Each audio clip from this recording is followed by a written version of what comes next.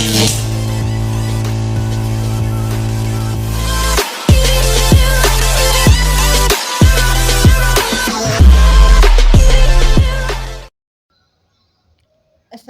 warahmatullahi wabarakatuh.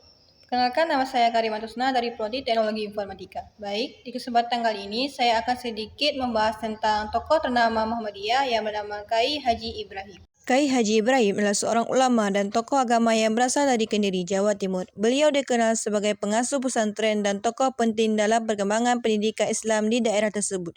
Kyai Haji Ibrahim menuntut ilmu di berbagai pesantren ternama, termasuk pesantren Tebu Ireng di Jombang, dan mendalami berbagai ilmu agama Islam seperti fikih, ta'aruf, tafsir, dan hadis. Sebagai anggota Nahdlatul Ulama atau NU, Kyai Haji Ibrahim berpartisipasi dalam menyebarkan ajaran Ahlussunnah wal Jamaah serta mengembangkan pendidikan agama Islam tradisional.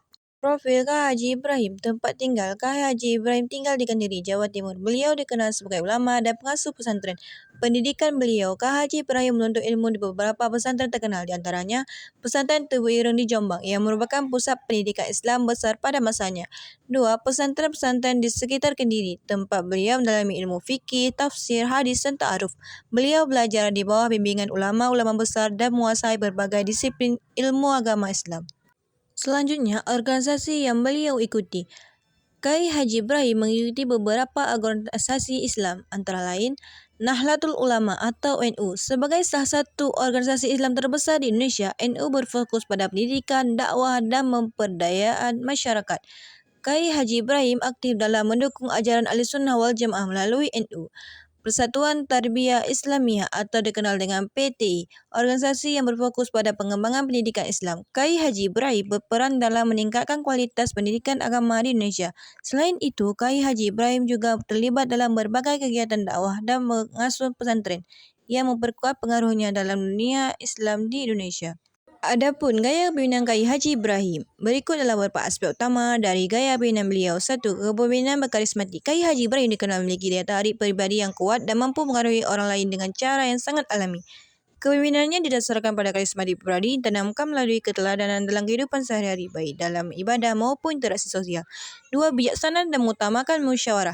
Beliau juga cenderung mengutamakan pendekatan musyawarah dalam menyelesaikan masalah, baik dalam skala kecil di lingkungan pesantren maupun masalah yang lebih besar dalam masyarakat. Pendekatan ini sesuai dengan ajaran Islam yang menekankan pentingnya musyawarah dalam pendidikan keputusan.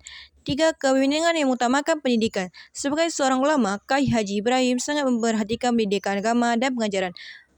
Pesantren beliau dalam tujuan tidak hanya pendidikan aspek agama, tapi juga membekali santrinya dengan pengembangan nilai kehidupan yang dapat diterapkan di masyarakat. 4. Mengutamakan keikhlasan dan kepedulian terhadap masyarakat. Gaya kepemimpinan beliau juga memperhatikan nilai keikhlasan dalam membantu sesama, baik dalam aspek agama maupun sosial. Beliau juga dikenal sebagai seorang yang dekat dengan umat dan peduli terhadap kesulitan yang dialami masyarakat, terutama dalam meningkatkan kesejahteraan dan spiritualisasi mereka. Kepemimpinan Kyai Haji Ibrahim yang patut diikuti ada beberapa. 1. Keteraturan dalam berperilaku, musyawarah dan pengambilan keputusan bersama, mengutamakan pendidikan dan peningkatan kapasitas, keikhlasan bermimpi, peduli terhadap kesejahteraan umat. Dan keteladanan beliau yang patut diikuti ada beberapa. Pertama, keteladanan dalam ibadah dan keimanan. Kyai Haji Ibrahim menunjukkan dedikasi tinggi terhadap ibadah dan kehidupan spiritual. Beliau tidak hanya mengajarkan ilmu agama kepada santrinya, tapi juga memberikan contoh dalam menjalankan kehidupan sehari-hari dengan penuh sungguhan dalam beribadah seperti solat, puasa, dan zikir. 2. Kesederhanaan dalam kehidupan.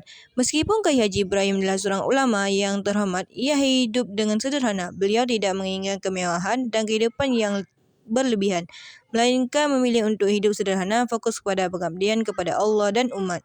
Dalam pembahasan uraian yang kita sampaikan, kita bisa melihat kontribusi terbesar Kyai Haji Ibrahim kepada kita. Salah satunya adalah pendidikan dan pengembangan pesantren. Kyai Haji Ibrahim terkenal sebagai seorang ulama yang sangat peduli dengan pendidikan, terutama pendidikan agama. Pesantren beliau sebagai tempat didik generasi muda, tidak hanya dalam ilmu agama, tapi juga dalam pengembangan karakter dan akhlak yang baik.